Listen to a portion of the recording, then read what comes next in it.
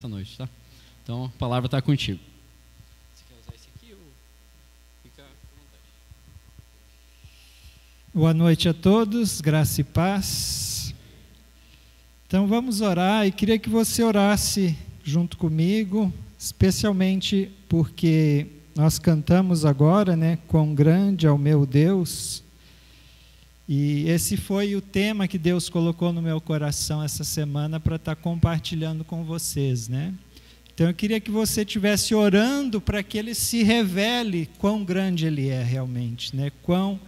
Quanto Ele quer se revelar para você hoje, eu tenho certeza que vai depender do quanto você quer receber dEle, quanto você quer conhecer dEle. Então faça essa oração agora, junto comigo, e vamos pedir que Deus se revele a nós, que a gente possa conhecer a grandeza dEle. Pai, muito obrigado, Deus, porque o Senhor realmente é grande. Obrigado porque a gente, ainda que limitado, a gente pode ter um pouco da revelação de como Tu és, Pai. E nós oramos, Deus, que nessa noite a revelação do Senhor, tanto pela palavra, quanto por aquilo que o Senhor vai colocar nos meus lábios, pela capacidade que nós temos de pensar e entender, Pai, que o Senhor nos dê mais de Ti. Revela-nos, Senhor, mostra-nos mais da Tua grandeza, mais do Teu amor, mais da Tua soberania, Senhor. Nós queremos Te conhecer mais, Pai, em nome de Jesus. Nós vamos ler algumas passagens, mas vamos começar aqui em Isaías 40, do versículo 18 em diante. Então, Isaías 40, nós vamos ler do 18 em diante. Fala assim a palavra do Senhor: com quem Deus pode ser comparado? Com quem Ele se parece? Ele não é como uma imagem feita por um artista que um ourives reveste de ouro e cobre de enfeites de prata. Quem não pode comprar ouro ou prata, escolhe madeira de lei e procura um artista competente que faça uma imagem que fique firme no seu lugar. Será que vocês não sabem? Será que nunca ouviram falar disso? Não lhes contaram há muito tempo como o mundo foi criado? O Criador de todas as coisas é aquele que se senta no seu trono no céu. Ele está tão longe da terra que os seres humanos lhe parecem tão pequenos como formigas. Foi Ele quem estendeu os céus como um véu, quem os armou como uma barraca para neles morar. É Ele quem rebaixa reis poderosos e tira altas autoridades do poder. Eles são como plantas que brotaram há pouco e quase não têm raízes. Quando Deus sopra neles, eles murcham e a ventania os leva para longe como se fossem palha. Com quem vocês vão comparar o santo Deus? Quem é igual a Ele? Olhem para o céu e vejam as estrelas. Quem foi que as criou? Foi aquele que as faz sair em ordem como um exército. Ele sabe quantas são e chama cada uma pelo seu nome. A sua força e o seu poder são tão grandes que nenhuma delas deixa de responder. Povo de Israel, por que você se queixa dizendo: o Senhor não se importa conosco, o nosso Deus não se interessa pela nossa situação? Será que vocês não sabem? Será que nunca ouviram falar disso? O Senhor é o Deus eterno, Ele criou o mundo inteiro, Ele não se cansa, não fica fatigado. Ninguém pode medir a sua sabedoria. É interessante que a passagem pergunta com quem vamos comparar a Deus. E essa pergunta, na verdade, ela não tem resposta. Porque não temos como comparar Deus com ninguém. Você pode ver que ele faz a pergunta e ele não responde. Porque não tem na criação nada que possa ser dito Deus é como isso. Porque Deus é Deus. E Ele, na sua grandeza, quando a gente começa a pensar na pessoa de Deus, na grandeza de Deus, no tamanho de Deus, a gente fica totalmente incapaz de colocar ele num espaço. Por quê? Porque não tem um espaço. A gente pensa dessa forma, a gente pensa em dimensão, em altura, em profundidade, em largura, mas Deus, ele não pode se conter em espaço nenhum, porque ele é maior do que tudo. Então, se a gente pega os elementos da criação, e aí é onde a palavra de Deus aqui nos faz pensar, quando ele fala, olha, você não sabe que foi Deus que criou todas as coisas? E ele começa a questionar, você não sabe que foi Ele que iniciou tudo? Ele que criou todo o universo? Ele que colocou as estrelas no céu e então começou a mostrar elas e a alinhá-las como um exército, e ele chama a cada uma delas pelo seu nome. Então, quando a gente começa a querer imaginar o tamanho de Deus, a palavra de Deus fala para a gente olhar para as estrelas. Agora, quando Isaías escreveu isso, a humanidade, o ser humano, ele podia ver o céu e olhar para as estrelas e ficar maravilhado, porque hoje a gente mora em cidade grande, a gente não vê as estrelas. Quando você vai para um lugar deserto, você vai para um lugar praia ou um lugar floresta, onde não tem essas luzes para ofuscar, você olha para o céu e você vê a imensidão do universo e a beleza das estrelas, certo? Só que quando você vê esse céu a olho nu, o que você vê? Você vê pequenos pontos de luz, né? As estrelas, para nós, quando a gente vê um céu aberto, a gente vê pequenos pontos de luz. Agora, você já deve ter ido para a escola e visto o nosso sistema solar. Hoje eu trouxe algumas imagens da escola, não tão só da escola, mas hoje em dia a gente consegue ver as estrelas. Vamos ver algumas estrelas, vamos ver o nosso sistema solar. A gente tem ali algumas imagens, certo? Ali você pode visualizar, melhor botar meu óculos, senão não vou enxergar. Não adiantou nada, mas tudo bem. A gente vê ali a Terra, Vênus, Marte, está escrito em inglês, né? Mercúrio, a Lua, mas a gente é familiarizado com esses planetas, né? Algo que você estuda na escola. Vamos para o próximo. Aqui agora a gente vai ver um pouquinho mais. Quase todos os planetas, mas eles não estão em ordem, eles estão ali para a gente ver mais a questão do tamanho, certo? Então você pode ver que a Terra, em relação aos demais planetas do sistema solar, ela é pequena, certo? Está ali a Terra, né? Em inglês é Earth. Está ali. Menor do que Júpiter, Saturno, que são planetas enormes. A gente olhando assim pensa, puxa, que planeta enorme. Agora, você já comparou a Terra com o Sol? A gente pode ir mais para frente, a gente vai ver que o Sol é um pouquinho maior ainda, porque o Sol é uma estrela. Agora, você veja que comparar a Terra com o Sol já é um ponto. Você consegue ver o ponto que é a Terra ali? Ainda bem que eu pus o óculos, que sem óculos eu não veria o ponto. Esse é o tamanho da estrela que a gente mais conhece, e Deus a criou, e Deus a chama pelo nome. Eu não sei se Deus pôs o nome de Sol no nosso Sol, mas a gente chama ele de Sol, né? Eu não sei como é que Deus chama ele. Mas o Sol é a estrela de maior grandeza que a gente tem contato, né? Que a gente vê todo dia ela nascendo, e ela que traz o calor para nós e tudo mais.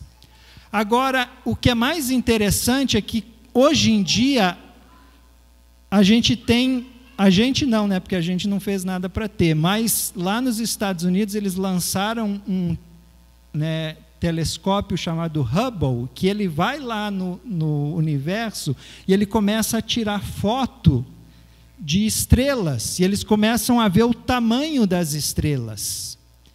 Então, a cada ano, eles vão descobrindo novas estrelas, novos sistemas. E a gente vai ver algumas estrelas aqui. Não vou saber dizer o nome de todas, tem os nomes ali, mas pode passar.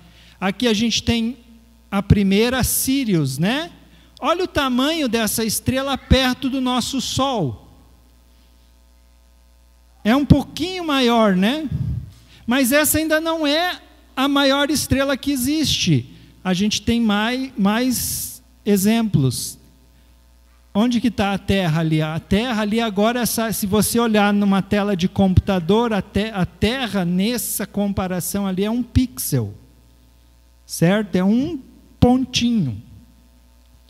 E a gente tem ali outras duas estrelas. Pode passar para frente.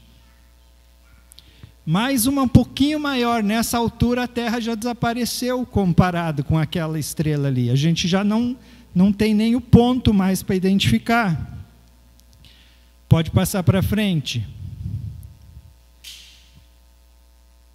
Outra estrela que essa Antares, ou Antário, alguma coisa assim, era há um tempo atrás a maior estrela que se conhecia no mundo. Mas agora pode ir para frente. Agora, essas duas ali são também recentemente, quando eu digo recente, não é tão recente assim, mas eram as maiores constelações e estrelas que se conhecia. Mas hoje, temos a última, a Canis Majoris. Essa é hoje a maior estrela que se conhece no universo. Isso quer dizer que a Terra, comparada a essa estrela, é 0,077 pixel em relação a essa estrela. Deus é o Criador de todas essas estrelas. Ele é o Criador do céu e da terra, então Ele criou o nosso pequeno território, aqui onde a gente vive, e que é só aquela pontinha ali, mas Ele chama cada um pelo seu nome. Então, quando a gente começa a olhar para as estrelas, a gente pode ter uma ideia do tamanho de Deus, que Ele é maior do que o que Ele criou. Então, é grande. Quão grande? Quando eu pus o nome do tema, eu até coloquei um aspas ali não apareceu na hora do PowerPoint, mas quando eu estava escrevendo a minha anotação, e quando eu mandei para o Reinaldo, eu botei aspas no meu Deus. Porque quando a gente vê o Deus que é tão grande como Ele é, quem sou eu para chamar Ele de meu? Como que eu posso dizer que Ele é meu? Ele é meu. Quando que Ele se tornou meu? Como eu ouso chamar Ele de meu? Ele é Deus. Ele é o Criador. Eu sou dele. Eu devo ser dele. Agora, posso eu chamar a Deus de meu? Aí é que é o paradoxo da divindade, o paradoxo dele ser quem ele é. Porque ele, sendo esse Deus maravilhoso, grandioso, o que acontece? Ele decide se revelar para nós. Agora, eu queria te dar um pouquinho mais de noção dessa talvez fique um pouco chato, parece aula de ciências, né, ou de geografia, mas assim, para você ter uma ideia do tamanho do universo, do que se conhece, né, porque o que um homem conhece do universo é só 3% do que dá para conhecer. Para a gente ir de uma ponta do universo até a outra, a gente mede em bilhões de anos-luz. São 93 bilhões de anos-luz. Agora, isso é medido, a velocidade da luz é medida em 300 mil quilômetros por segundo. Para você ter ideia quanto que é isso em espaço, em quilômetros, em 1 segundo, na velocidade da luz, daria para dar 7 voltas,4 na Terra. Isso é 1 segundo da luz correndo. Então, 93 bilhões de anos-luz é muito grande, certo? É muito grande, é do tamanho que a gente não consegue conceber. Agora, se Deus pudesse ser contido nesse espaço do universo que tem 93 bilhões de anos-luz, ele já seria grande, mas ele ainda é maior que isso, porque ele não pode ser contido naquilo que ele criou. Então, Deus é esse Deus grandioso, maravilhoso, sublime. Agora, quando a gente está falando sobre Deus, humanos, a gente se depara com os deuses do mundo, certo?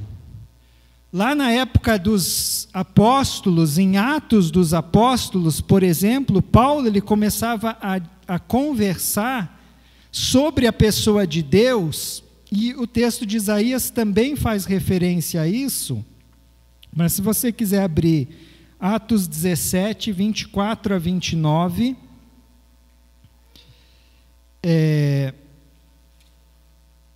deixa eu abrir aqui no celular, que essa versão que eu quero ler aqui é melhor. Atos 27,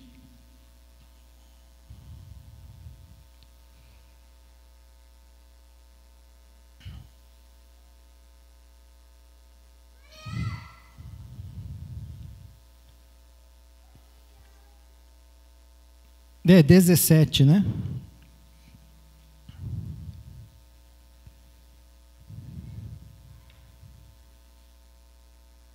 Não, espera aí.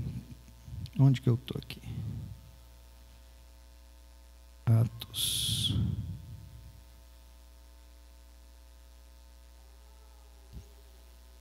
Isso, Atos 17, 24. O Deus que fez o mundo e tudo que nele existe, sendo ele Senhor do céu e da terra, não habita em santuários feitos por mãos humanas, nem é servido por mãos humanas, como se precisasse de alguma coisa, pois ele mesmo é quem a todos dá vida, respiração e tudo mais.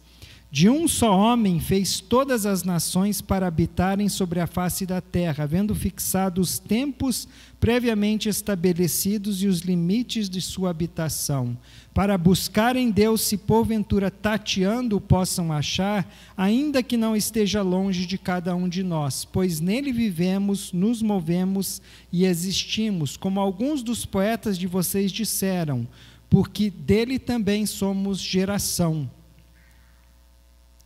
Então, nós somos em Deus, dele, pertencemos a ele, vivemos nele, tudo acontece, a vida que nós temos é por causa dele. Agora, quando a gente pensa a grandeza desse Deus, parece que ele está muito distante, né? Lá em Isaías até fala, ele está tão distante que nós parecemos como formigas para ele. Mas a palavra de Deus também nos fala que Deus habita com quem? Deus habita com o quebrantado. Deus habita com aquele que é contrito, com aquele que reconhece a sua pequenez, reconhece a sua pecaminosidade e se arrepende e busca ao Senhor. Esse Deus está com ele. Em Isaías também, no capítulo 56, no versículo 15, fala sobre isso, diz assim: o alto e sublime, quem vive para sempre, cujo nome é santo, habito num lugar alto e santo, mas habito também com o contrito e humilde de espírito, para dar um novo ânimo ao espírito humilde e novo alento ao coração do contrito. Esse grandioso Deus, esse Deus de toda a terra, esse Deus de todo o universo, Ele está dizendo: eu sou alto, vivo nesse lugar alto e santo, mas eu vivo também, habito também com você que é quebrantado, com você que se arrepende, que se contristece com o seu pecado, que se coloca diante de Deus em humildade e diz: Pai, me ajuda, quebra o meu coração, me faz mais parecido com o Senhor, eu quero estar na Tua presença, eu quero conhecer-te mais, eu quero te buscar mais, eu quero entender mais do Senhor, eu quero ter mais de Ti, Senhor, vem até mim. Então, quando você tem essa revelação da pessoa de Deus, e que você entende a sua pequenez, a sua necessidade dEle, aquilo que é tão grande vai se fazer tão próximo, ele vai se fazer tão perto de você, ele vai se fazer tão íntimo de você, que você não vai ter mais nada nessa vida que vai ser necessário para você estar realizado, porque Deus vai ser tudo o que você precisa, Ele vai preencher todas as necessidades que você tenha e você vai se realizar plenamente na pessoa dEle. Eu queria que você refletisse também em mais algumas características desse grandioso Deus, porque quando a gente fala da grandeza de Deus, a gente também não pode deixar de lembrar que Ele é todo poderoso. Ele não é só grande, como Ele tem todo o poder no céu e na terra. Ele é todo poderoso. E isso, a gente sabe desse poder, mas será que a gente está experimentando esse poder em toda a grandeza? Deus tem todo o poder no céu e na terra. Deus tem o poder sobre a natureza. Deus tem poder sobre o vento. E Jesus mostrou isso quando Ele estava no barco e Ele fez o vento parar. Está em moda agora o filme do Homem-Aranha, né? E no filme anterior, né, mostrava que o inimigo era coisas como vento, como areia, só que era tudo fake, né? Era tudo fake, era tudo ilusão. Agora, o nosso Deus, Ele tem o verdadeiro poder de mexer com o universo, mover montanhas, e mover mares, e mover tudo que existe na terra. Ele tem esse poder. Ele pode fazer a chuva parar, Ele pode fazer a chuva cair, Ele pode fazer o sol parar, Ele pode fazer o sol se mover. Ele tem todo o poder. A gente está aí nessa pandemia doida, parecia que o negócio ia acabar e agora estão dizendo que está de novo, e aí não sei quantos mil em Curitiba de novo. A gente já está cansado disso, não está? Vontade de tirar as máscaras, não estamos? Deus tem o poder sobre tudo isso. Ele pode falar assim: ó, acabou a pandemia, bum, acabou. E Ele acaba com o vírus, Ele acaba, se Ele quiser, Ele acaba.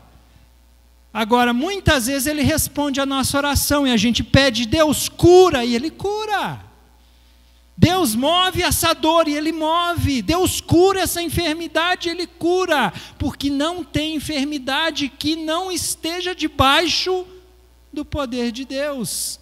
Jesus dá visão para o cego, o surdo ouve, o coxo anda.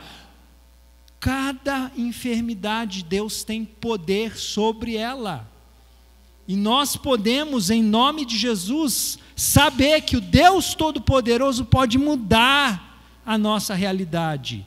E nós podemos crer no poder desse Deus. Ele tem o poder sobre todo o mal. O mal, eu cito os filmes, né? Eu gosto de assistir esses filmes, meus filhos assistem comigo.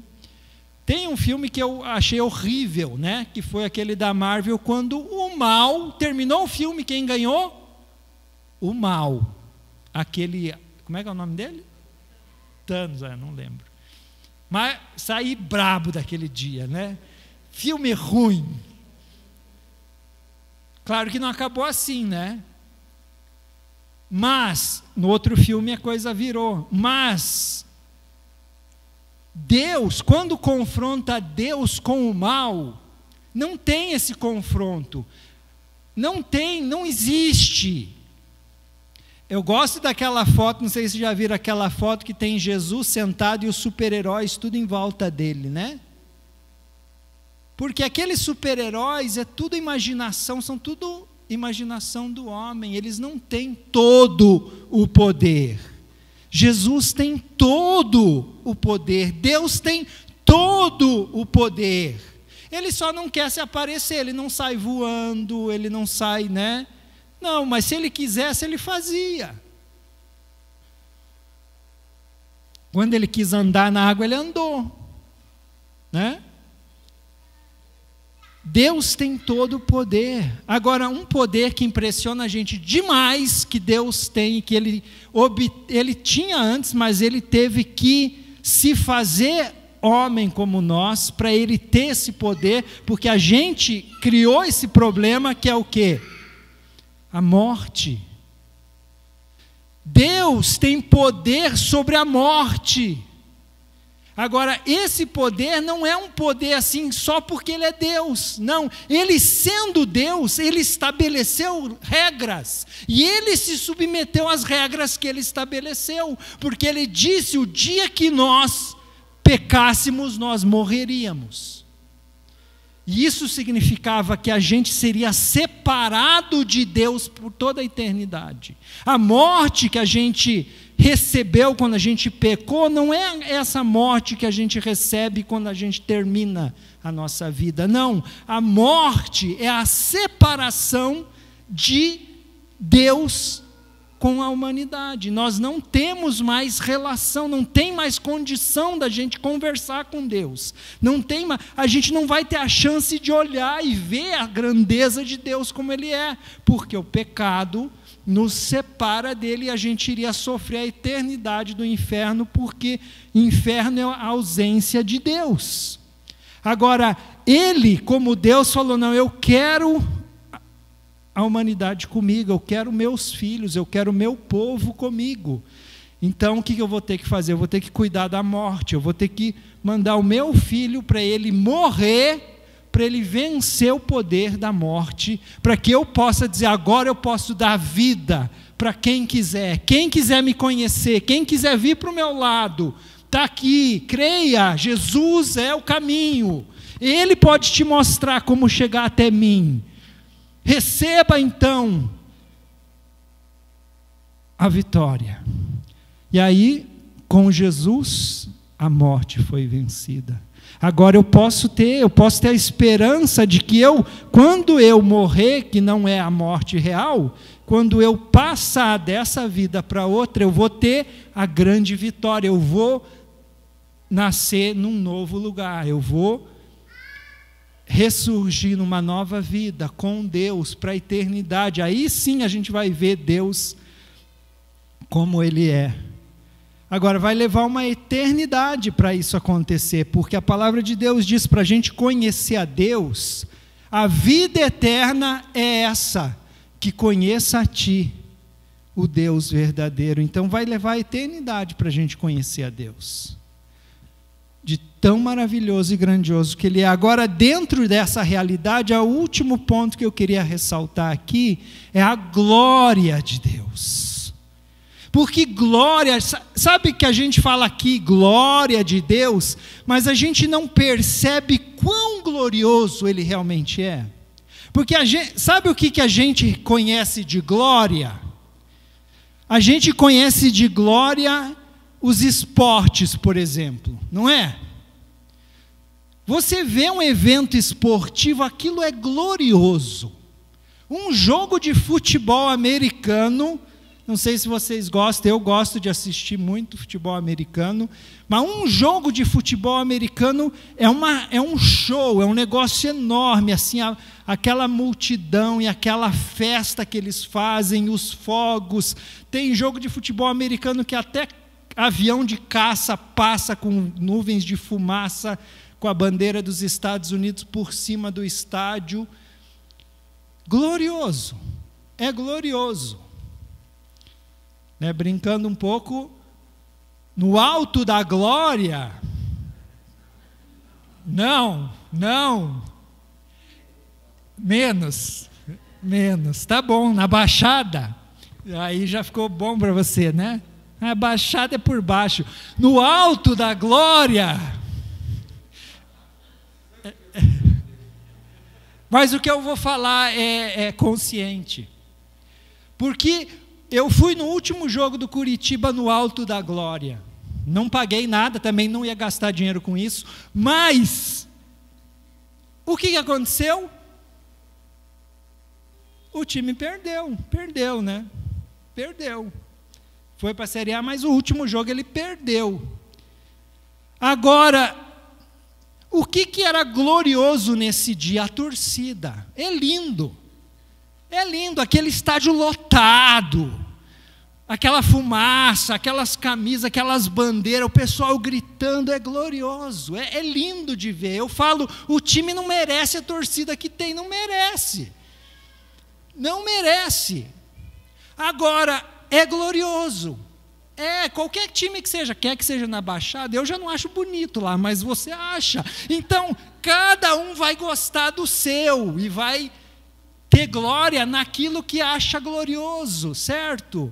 Pode para alguns, a gente fala isso, só os homens que se interessam, né? As mulheres devem ver, nada a ver. Mas, o que eu vou falar? Modelo, roupa, né? Vai ter lá um desfile de moda, e aí as modelos vão passar, e aí vai ser a glória, puxa, que lindo, que roupa linda, é isso que é glorioso. O que é glorioso? Glorioso é ser rico, é ter aquele baita daquele iate, chegar lá no lugar com aquele iate enorme, ter pessoas serviçais ao teu favor, ao teu serviço, isso é glorioso. A glória de Deus, minha gente, é muito superior a tudo que a gente possa pensar que seja glorioso.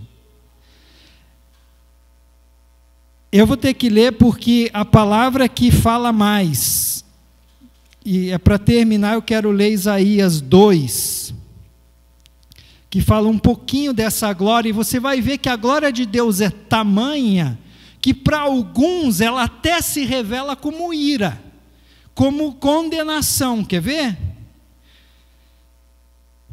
Isaías 2, do 11 em diante, fala assim: virá o dia em que os orgulhosos serão humilhados, os vaidosos serão rebaixados, somente o Senhor receberá os altos louvores. Naquele dia o Senhor Todo-Poderoso vai humilhar todos os orgulhosos e vaidosos, todos os que pensam que são importantes. Ele destruirá os altos e majestosos cedros do Líbano, todos os carvalhos da terra de Bazã. Ele arrasará todas as montanhas altas, os montes elevados.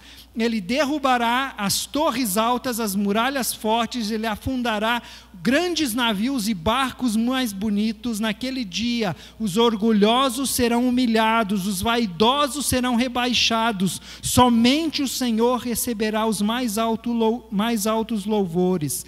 E todas as imagens desaparecerão. Quando o Senhor aparecer, os moradores da terra ficarão apavorados, fugirão para as cavernas, descerão aos buracos profundos, a fim de escapar da ira de Deus, da glória majestosa do Senhor. Da glória majestosa do Senhor.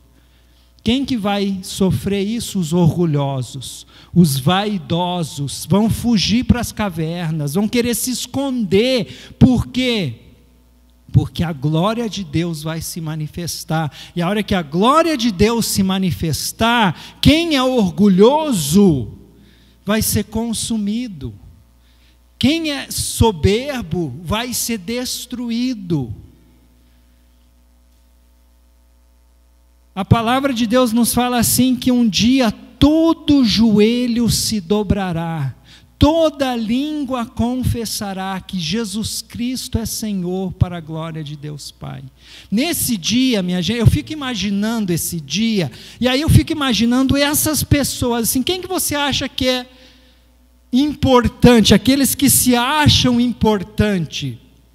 Quem que é importante? Alguém que é o melhor jogador de futebol, o melhor artista de cinema, melhor modelo, melhor presidente, quem que ganhou o prêmio Nobel, quem que é importante?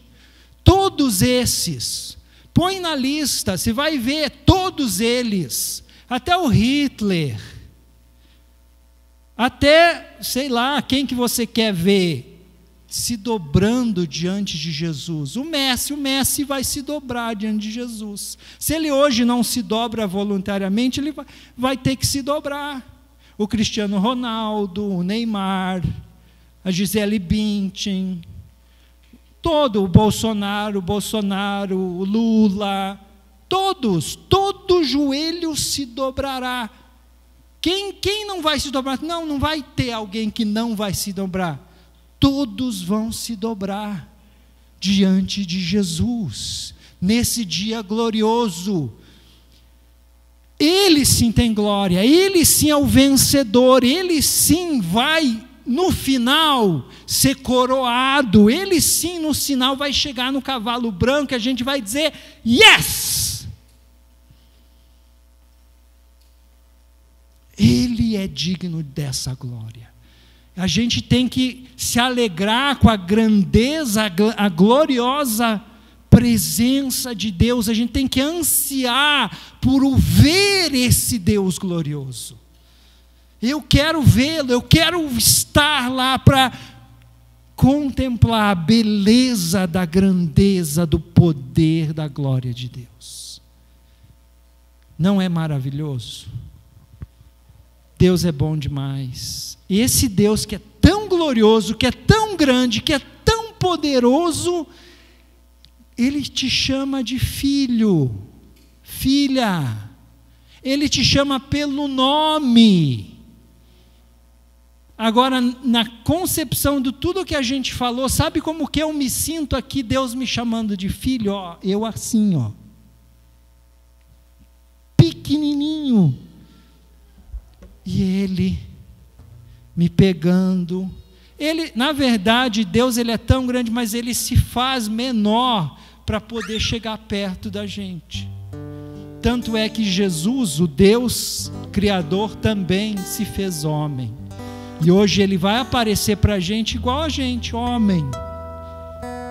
Eu já vi até um teólogo falando e levantando a questão que talvez Jesus teve que se abster de ser Deus e se tornar homem, e que agora, mesmo depois de ressurreto, Ele ainda está no corpo de um homem glorificado, mas homem. E será que talvez Ele não vai permanecer assim por toda a eternidade, porque nos ama, para nos apresentar ao Pai?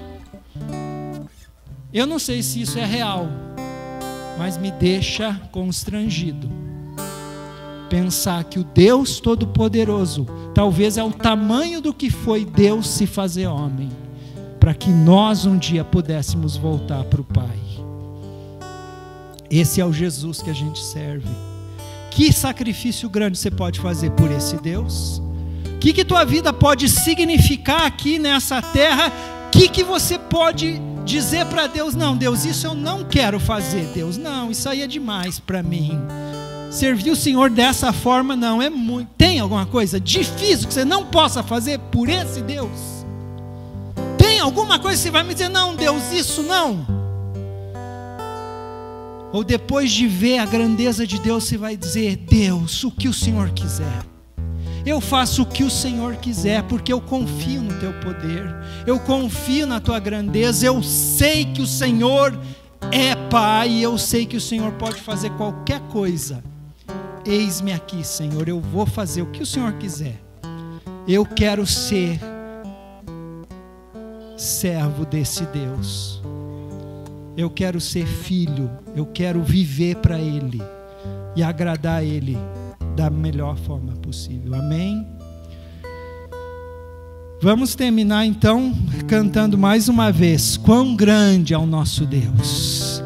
Declare e entregue a sua vida mais uma vez a Ele. Diga: eis-me aqui, eu quero te servir, Deus, grande Deus da minha vida.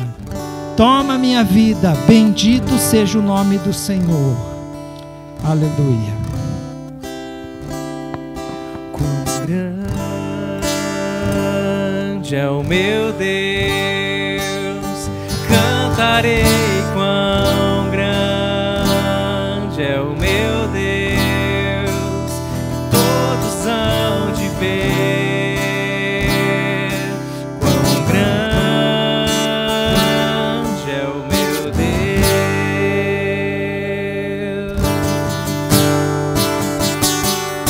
quão grande é o meu Deus, cantarei quão grande é o meu Deus.